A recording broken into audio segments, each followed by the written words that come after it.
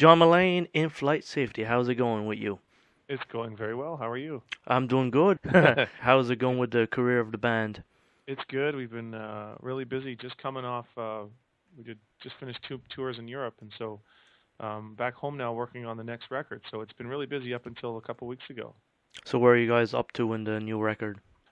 We are basically done most of the writing, and then continuing to write to see if we can come up with some more great stuff. Is it gonna be same guitar tones, let's say, for the next album, like the same type of setup?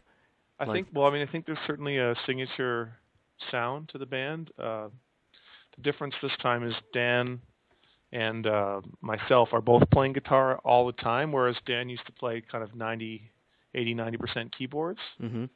So the sounds have changed a bit, but at the same time, there's still some of that signature sound. So I think you're going to see a different record in terms of be more guitar oriented this time. What type of guitars do you use in like amps, let's say?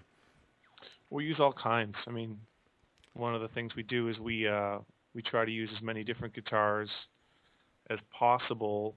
But our main guitars that we use live are different because live you use the same guitar every night. But on a record, we try to use like as many as possible to create the different types of sounds that can layer in a way that's meaningful. So basically, every track you guys use another type of guitar to get a different even blend? within one song, you might use like a 335 on a chorus, and then a lead will be another guitar, or maybe it's a random guitar that's around the studio. So we tend to, break it up into pieces each track. Now, John, do you guys keep track of what guitar was used where and when? If you're going to ask me about a specific song, I might remember, but I also might not. No, I wish I did. Okay, for next album, you guys got to start documenting all this stuff. Yeah, that's a good point. I know a few, like certain sounds. Like I know in Cloudhead, that's a 335 with a bunch of chorus on the lead part there, made to sound like The Cure or something. So I remember that, but I can't remember all the bits, and especially the rhythm guitars. Who knows what I used?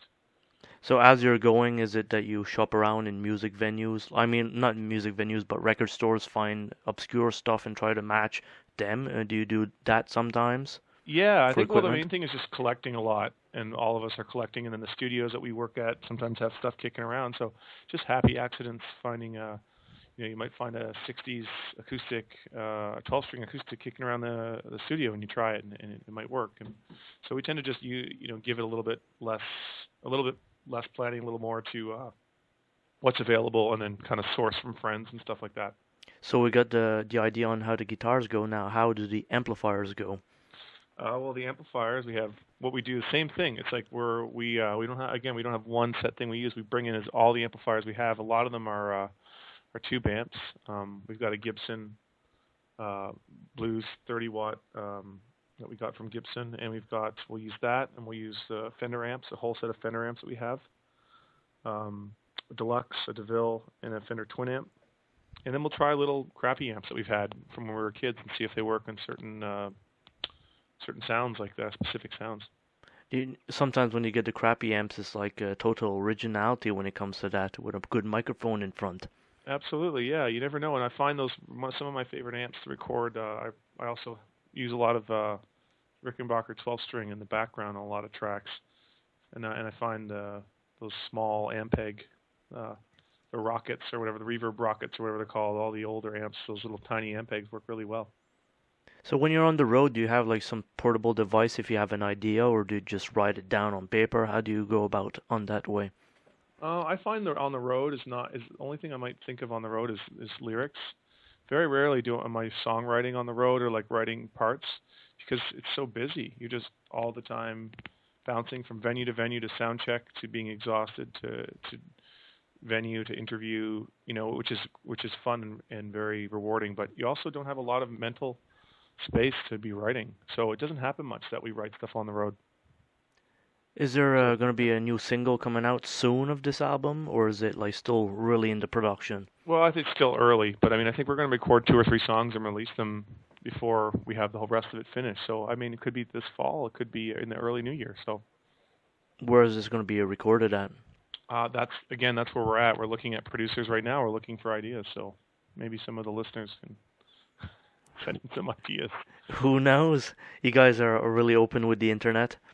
Yeah, we love it. Yeah, it's fun. Facebook is I'm on there all the time talking with supporters and Twitter, and it's great. I love it. What would we do without Facebook these days? I don't know. I guess you'd have to see people in person. It'd be so challenging, so painful having to see people in real life, right? It sure is. It's so much time. You have to go somewhere, walk somewhere, or drive somewhere. No, it's a different time for sure. Guitar strings, do you use a certain kind, or is it just snap on anything you find? Yeah, I think. Well, I use 10 to 46 on guitar specifically, but I don't find any one brand is. It blows my mind away. I usually go for the cheapest ones. There used to be a brand called Darko. I would get them because they were like $3.99. It was like all the rejected strings from Martin Guitar Company. Just get them for like really cheap, and I've recorded for years and never noticed any difference between those and then the $10 Ernie Ball strings. So, yeah, I usually just find whatever's inexpensive and chuck them on there. You got a good point. I've seen that also. The $3 string compared to the $10. What is the difference sometimes? I've never, and I'm not a fan of Elixir because they change the tone too much. The ones with the silky thing over top, I really don't like those. Too bright. And other string related, on the Rickenbacker, I always use Rickenbacker brand because they're these flat wound, or they're called round wound, and they create, without them you don't get the signature Rickenbacker sound. So that's my only really string neuroses, is I always use Rickenbacker strings on my Rickenbacker.